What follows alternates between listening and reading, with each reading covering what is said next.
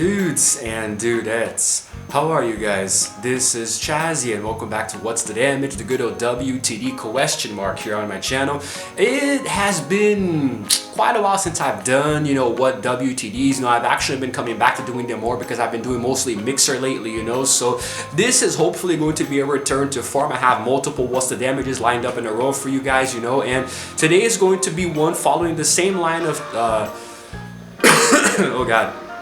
The same line of thought, if I can even phrase it that way, of what I've been doing lately, which is FIFA, soccer related gameplays and vlogs and stuff, so I am actually going to be talking about something that I have already addressed on this channel many years prior, but I want to remake that video because it seems like a good time to, and I'm not proud of the way it came out the first time. It really freaking sucks, so I'm gonna do it again, give you guys much more information and content, so hopefully you're going to like this one a lot more than the first one if you even ever saw it. So with the FIFA World Cup just right around the corner now in Qatar, I think at this point it's probably like just a couple of weeks away, if not less, I figured what better way to go back and cover something that happened many decades ago in another World Cup that I personally consider to be the biggest scandal of all, Well, maybe not. It might actually not be the biggest, but it made for a very good title, so I apologize for the possible clickbait there if you don't think this is the biggest scandal, but I think it's really good to address, and we are going to go all the way back to 1966,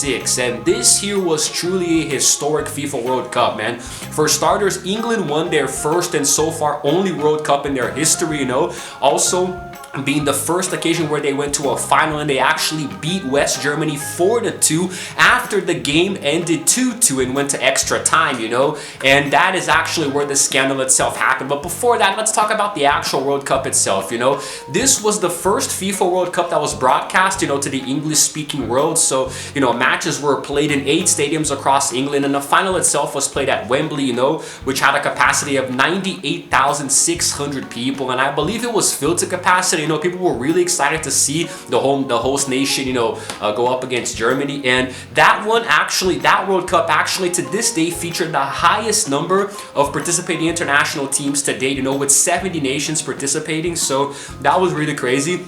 And all in all, across the group stage and knockout phase, there were 32 matches in total played between all of the nations, and I believe it might have been one of the highest scoring World Cups ever because there were 89 goals scored in total, across all of the nations, all the games, which gives us a margin of a range of about 2.78 goals per match, and all of those goals were witnessed by 1,563,135 spectators in total, which is about 48,848 per match, so that is a lot of people watching, man, This one was actually quite something because aside from that, it was the very first World Cup ever to have selected matches broadcast via satellite, to countries on other continents outside of England, so that was also unprecedented, and it was also the final World Cup, the final, the final between England and West Germany was the last final to be shown entirely in black and white, so everything else from that point on was colored, so, and also England itself, there were a few interesting tidbits of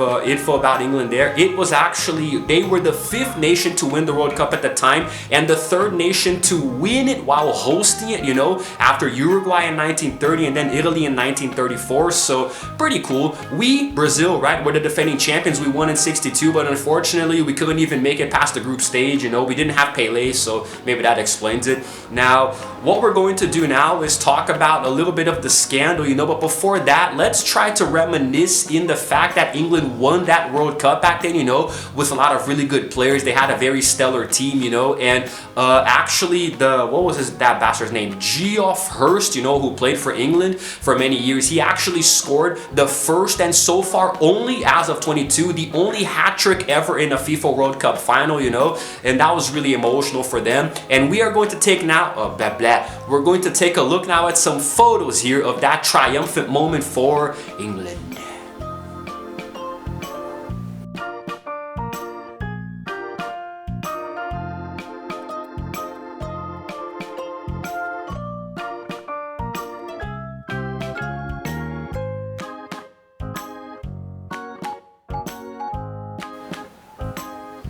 Oh, little did they know that that was going to be the only title they were going to celebrate for a further 55 years, man.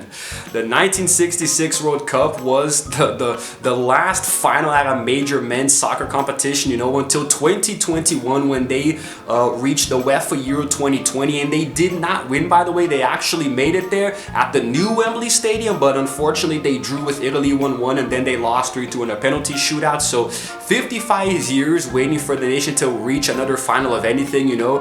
And then way after that, it would be the final triumph for a senior level England national soccer team, you know, whether it's men's or women's, until the women's national team won the UEFA Women's Euro in 2022, because they actually, funny enough, beat Germany, you know, 2-2 after extra time in the final, again in the rebuilt Wembley Stadium, you know. But this 1966 World Cup was something else, man, you know, because the England team had actually become known as the wingless wonders, you know, because they had sort of what was considered to be unconventional at the time, you know, a narrow attacking formation, which will later be described as the 4-4-2, which is very common today, you know, but at the time it was very unprecedented. So now here we go. Oh, and also the final itself at Wembley, there was an attendance of 96,924 people at the stadium, and the British television audience actually peaked at 32.3 million viewers at the time, which made it the United Kingdom's most watched television event ever, still to this day, or probably at the time, I don't really know.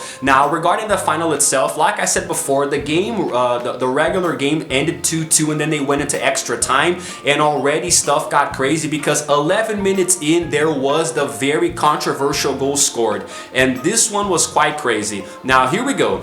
Now Alan Ball put in a cross, you know, to Geoff Hurst, who swiveled and shot from close range. Now this is where it gets crazy, because the ball actually hit the underside of the crossbar and it went into the goal and bounced back. Now looking at it the way that it was, you know, the first time, it seemed like it had gone in. And remember, this is the 1966, man. We did not have goal line technology or VAR, you know, the video assistant referees. So whatever the hell was decided had to be decided there by the refs, you know. And even if it was a controversial decision, it had to stand the way it was. So now it did bounce and it was cleared, you know, it didn't stay in the goal. However, the ref had actually been uncertain if it even was a goal, and he consulted his linesman, you know, who indicated that it was, and so the goal was given to England. Now, the thing is that the crowd and also the audience of 400 million television viewers around the world were left arguing if it was a goal or not. And I don't believe that at that time we had a technology that was sufficient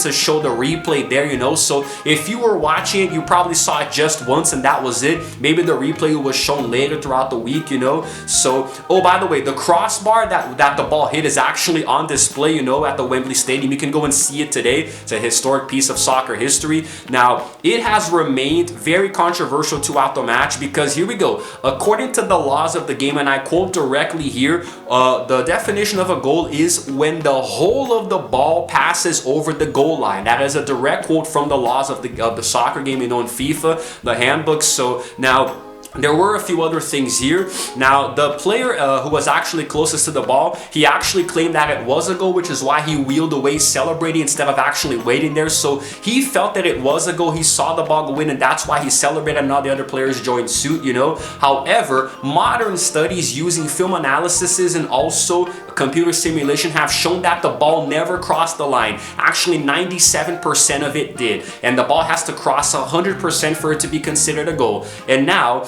also throughout the years, there have been many studies, and also there was a team from the Visual Information Processing Group at Imperial College London, you know, and also the Department of Engineering Science at University of Oxford. Look at how many people, how many scientific intellectuals are arguing about this, man, you know.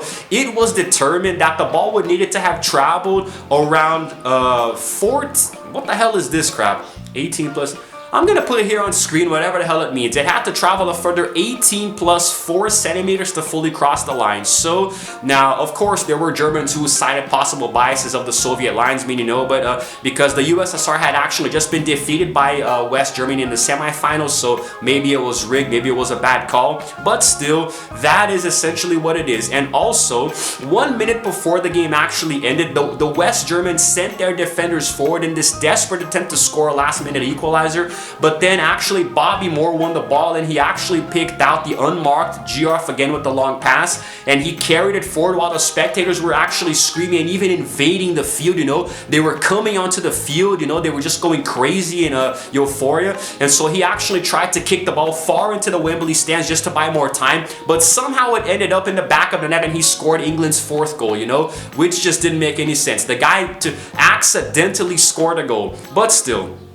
So that was actually his hat trick, you know, which won the World Cup for England, and I do believe that's all I can say about that, you know. But now what I'm going to try to do next here, I'm not sure if it's going to work out well. It did the first time, you know. The first time that I did this video, I did manage to get a clip of the goal here with very crappy quality, of course, but I still got it.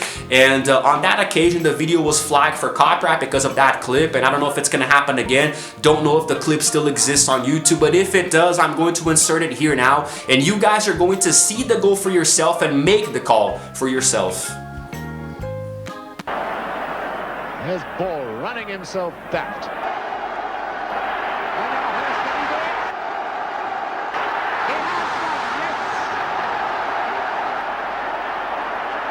Yes. No. No, the linesman says no. The linesman says no.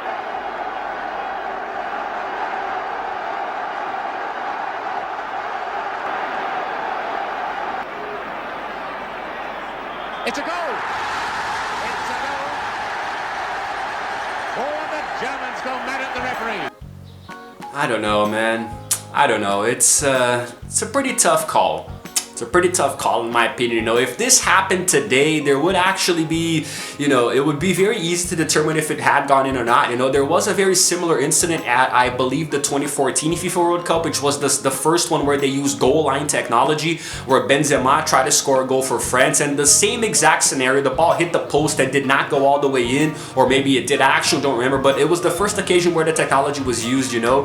The verdict is out on if this actually works, if the whole goal line thing with the chip and the ball works, or if, you know, the VAR is better. But I have a pretty controversial opinion about the VAR. Maybe I'll address that in another video, I don't know. But anyway, the point is that I feel like it was a really hard call, you know, and I actually, like, to me, back at the time, back in the day, because the linesmen were able to award the goal, you know, the way that it was, I ultimately don't know if it would have made a difference, you know. Maybe if that goal hadn't happened, maybe Germany could have amassed a counter-attack, you know, or maybe just maybe, I don't know, because it does turn the tide of a match, you know, because I've seen quite a few soccer matches in my day, and trust me, man, when a goal happens in that fashion, it really does completely change the dynamic of the game that's being played, you know. And Sir Geoff Hurst, who scored that goal in the hat-trick, you know, to this day, like I said, still the one guy to have scored a hat-trick, you know. There have been a few players, or maybe just one comes to the top of my head, who scored 2 goals in the final, which was Ronaldo in the 2002 final against Germany. Again, coincidentally, you know,